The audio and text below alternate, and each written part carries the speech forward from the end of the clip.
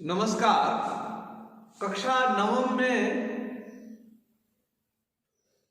पंडित राहुल सांकृत्यायन द्वारा लिखा गया पाठ लहासा की ओर हमने पढ़ा और आज प्रस्तुत है प्रश्नोत्तर।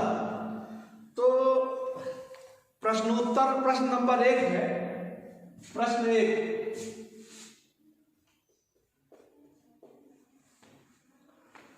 थोमला के पहले के आखिरी गांव पहुंचने पर भिखमंगे के वेश में होने के बावजूद लेखक को ठहरने के लिए उचित स्थान मिला, जबकि दूसरी यात्रा के समय भद्र वेश में होने पर भी उचित स्थान नहीं दिला सका।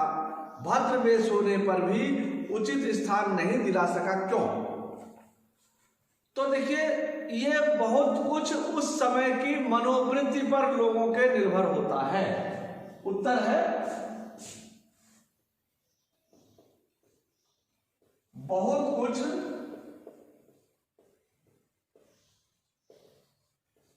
किस पर निर्भर होता है? मनोवृत्ति पर। यानी किसी समय भले ही हम बड़े अपडेट हैं, अप टू डेट हैं, सज्जनों के वेश में, जैसे लेखक सज्जनों के वेश में था वापसी के समय, लेकिन उसे उचित जगह नहीं मिली रहने की। क्यों नहीं मिली? क्योंकि उस समय वहां के लोगों की मनोवृत्ति ठीक नहीं थी। कोई आसपास कोई घटना हो गई थी, दुर्घटना हो गई थी, जिसके कारण से लोग आक्रोशित थे। इसके विपरीत जाते समय भिखारी के वेश में रहने पर भी उन्हें इसलिए उचित स्थान मिल गया क्योंकि उस समय लोगों की मनोदशा, मनोवृत्ति ठीक थी।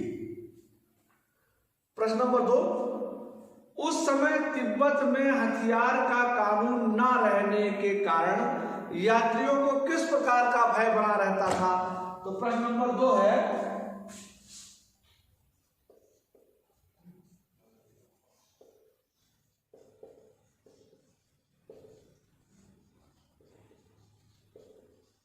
हथियार का कानून न होने के कारण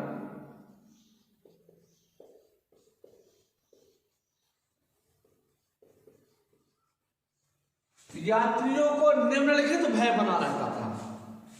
ठीक है, कौन कौन से? नंबर 1, लूटे जाने का भय। नंबर 2,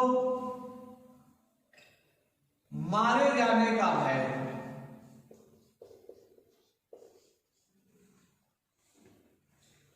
तो जान से भी मारे जा सकते थे। इस प्रकार से हथियार का कानून न होने के नाते यह भय बना रहता था। प्रश्न नंबर 3 है, लेखक लंकोर के मार्ग में अपने साथियों से किस कारण से पिछड़ गया? प्रश्न नंबर 3, उत्तर, लेखक लंकोर के मार्ग में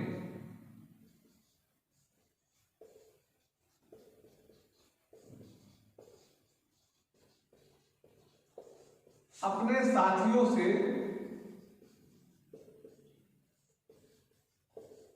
निम्नलिखित कारण से पिछड़ गया।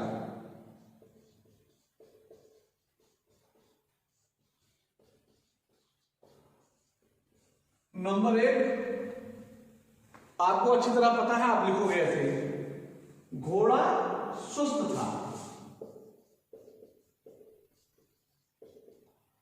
नंबर 2, एक जगह पर लेखक मस्ती में चल रहा था। लेखक मस्ती में था। नंबर 3, एक जगह 2 रास्ते थे और लेखक गलत रास्ते पर चल पड़ा। तो इसका उत्तर ये होगा। प्रश्न नंबर 4, लेखक ने शेखर विहार में सुमति को अपने यजमानों के पास जाने से रोका, परंतु दूसरी बार रोकने का प्रयास नहीं किया, क्यों? प्रश्न नंबर 4,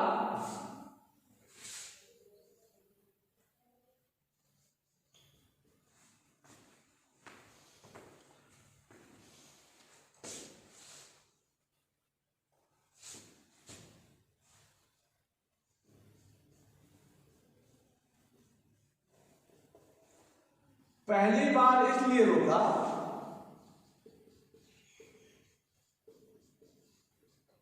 क्योंकि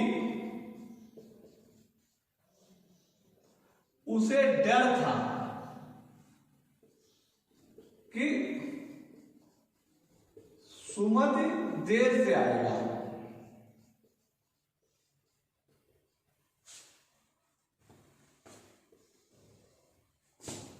दूसरी बार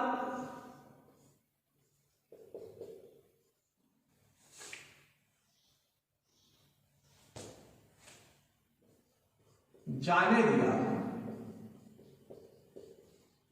क्योंकि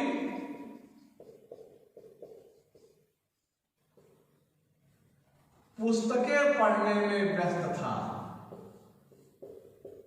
यह उत्तर होगा। अपनी यात्रा के दौरान लेखक को किन कठिनाइयों का सामना करना पड़ा? तो प्रश्न नंबर 5 है,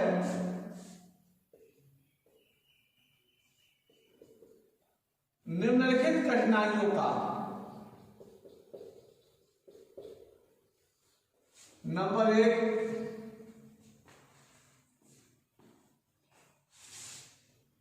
डाकुओं का भय, नंबर 2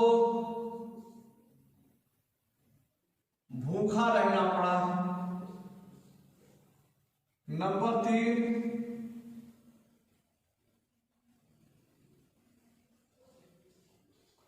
ठंडी गर्मी बर्दाश्त करनी पड़ी,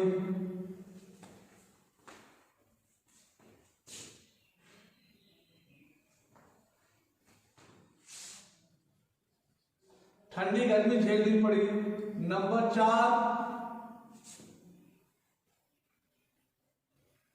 अपना सामान खुद उठाना पड़ा,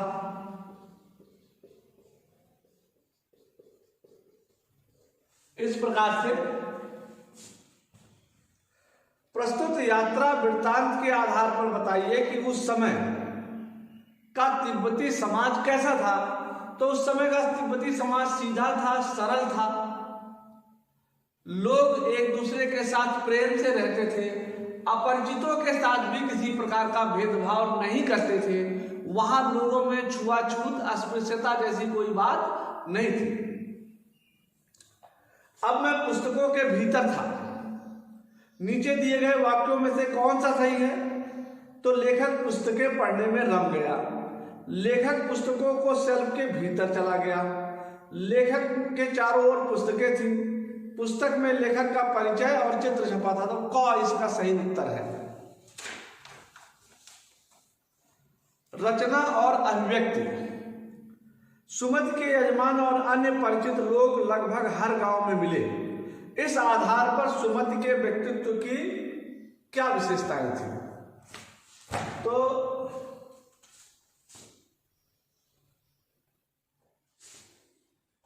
रचना और अभिव्यक्ति,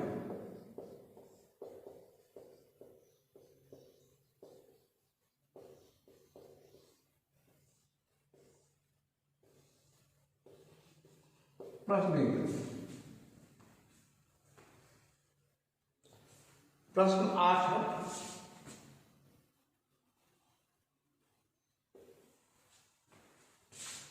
तो इस आधार पर सुमति के व्यक्तित्व की निम्नलिखित विशेषताएं हैं।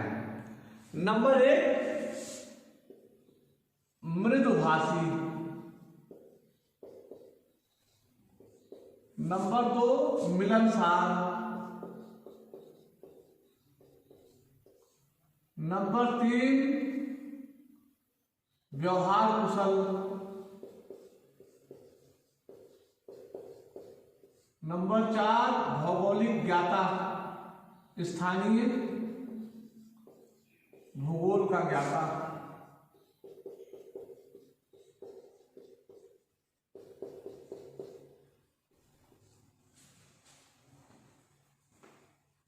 हालांकि उस वक्त मेरा वेश ऐसा नहीं था कि उन्हें कुछ भी ख्याल करना चाहिए था।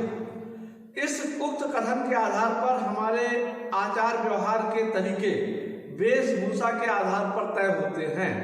आपकी समझ में यह उचित है या अनुचित है? या पूरी तरह से अनुचित है, क्योंकि वेशभूषा के आधार पर हमें किसी का मूल्यांकन नहीं करना चाहिए।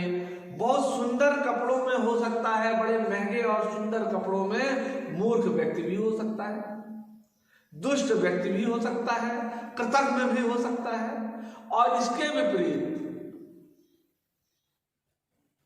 फटे पुराने कपड़ों में भी कोई विद्वान हो सकता है। इसलिए हमें कभी भी बाहरी आवरण देख करके किसी के बारे में आकलन नहीं करना चाहिए। यात्रा वृत्तांत के आधार पर तिब्बत की भौगोलिक स्थिति का शब्द चित्र प्रस्तुत करें। तो इस पाठ में शब्दों के माध्यम से तिब्बत का चित्र कई जगहों पर लेखक ने उकेरा है, शब्दों के द्वारा चित्र बनाया है। जैसे वह नेपाल से तिब्बत जाने का एक रास्ता था। फरी कलोम का रास्ता जब नहीं खुला था तो वह नेपाल से तिब्बत जाने का रास्ता था। तिब्बत में डांडे थे, डांडे बड़े ऊंचे स्थान पर होते थे और उन डांडों पर ही देवता का स्थान भी होता था। सबसे ऊंचाई पर ये 17-18 हजार फीट ऊंचाई पर होते थे, निर्जन होते थे, वहां जाना बड़ा खतरनाक होता था। इस तरह से शब्दों के द्वारा चित्र बना सकते हैं। यात्रा वृत्तांत गद्य साहित्य की एक विधा है। आपकी पाठ्य पुस्तक में कौन कौन सी विधाएं हैं? तो हमारी पाठ्य पुस्तक में निम्नलिखित विधाएं हैं।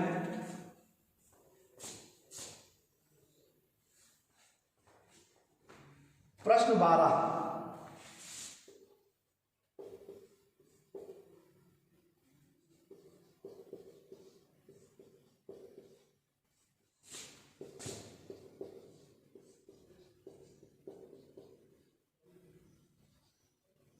गद्य साहित्य की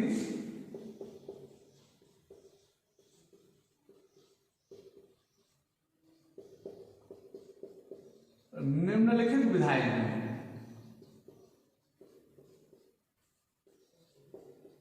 नंबर 1 कहानी, नंबर 2 संस्मरण, नंबर 3 रेखाचित्र,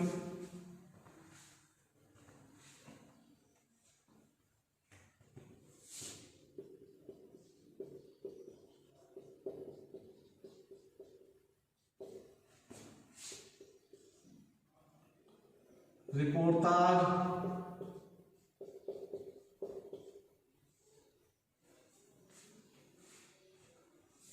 नंबर 4 व्यंग्य,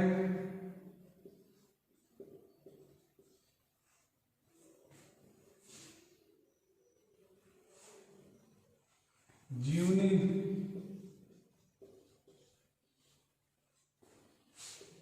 आत्मकथा,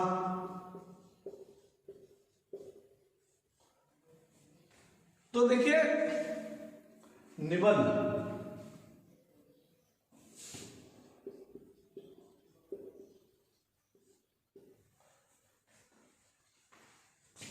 यात्रा वृत्तांत गद्य साहित्य की एक विधा है जो इस पाठ में है। इसके अलावा और कौन कौन सी विधाएं हैं? कहानी भी है, इसके माध्यम से लेखक ने कहानी भी कही है, 2 बैलों की कथा भी एक कहानी है। संस्मरण, ये संस्मरण साहित्य भी है, क्योंकि जहां कोई भी लेखक गया वहीं पर नहीं लिखा, उसने आकर के स्मृति के आधार पर लिखा है। और प्रत्येक निबंध में शब्दों के माध्यम से चित्र भी बनाया है, तो वो शब्द चित्र या साहित्य में रेखा चित्र भी उसे कहते हैं, इसलिए रेखा चित्र भी है। रिपोर्टाज, रिपोर्ट शैली में भी साहित्य का सृजन हुआ है, तो इसलिए रिपोर्टाज भी है।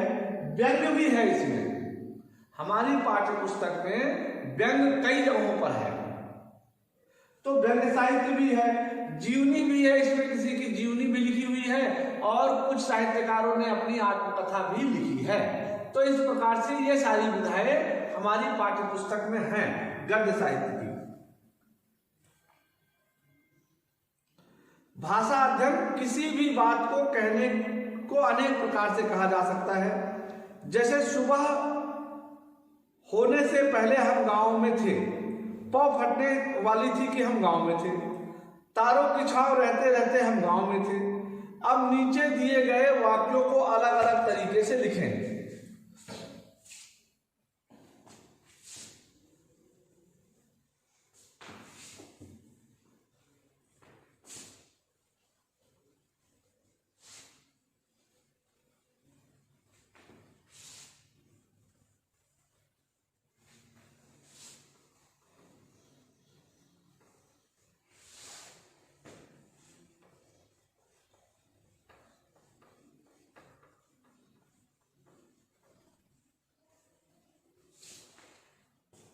तो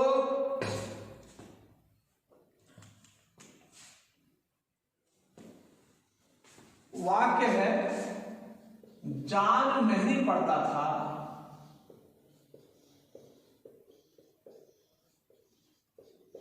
कि घोड़ा आगे जा रहा है या पीछे।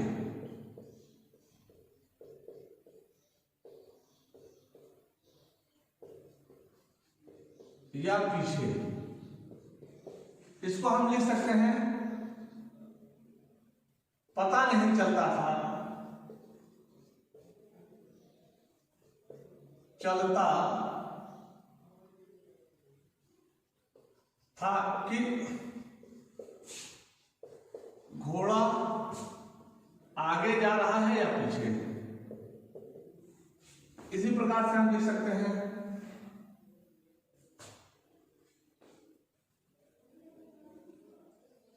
घोड़े के आगे या पीछे जाने के बारे में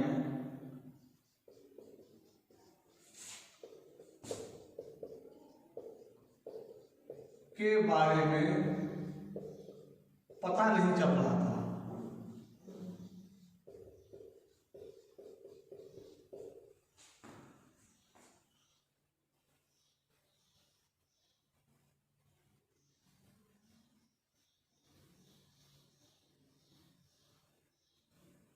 तो घोड़ा आगे जा रहा है या पीछे महसूस नहीं हो रहा था।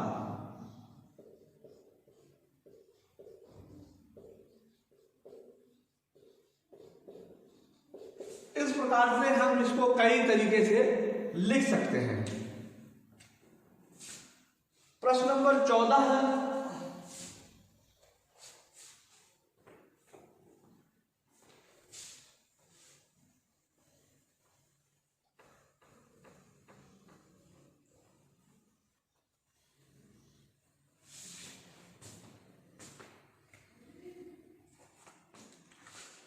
ऐसे शब्द जो किसी अंचल यानी क्षेत्र विशेष में प्रयुक्त होते हैं उन्हें आंचलिक भाषा का शब्द कहा गया है। पाठ में ऐसे शब्द मैंने लिखवाए हैं, आपको उन सभी शब्दों की सूची बनानी है।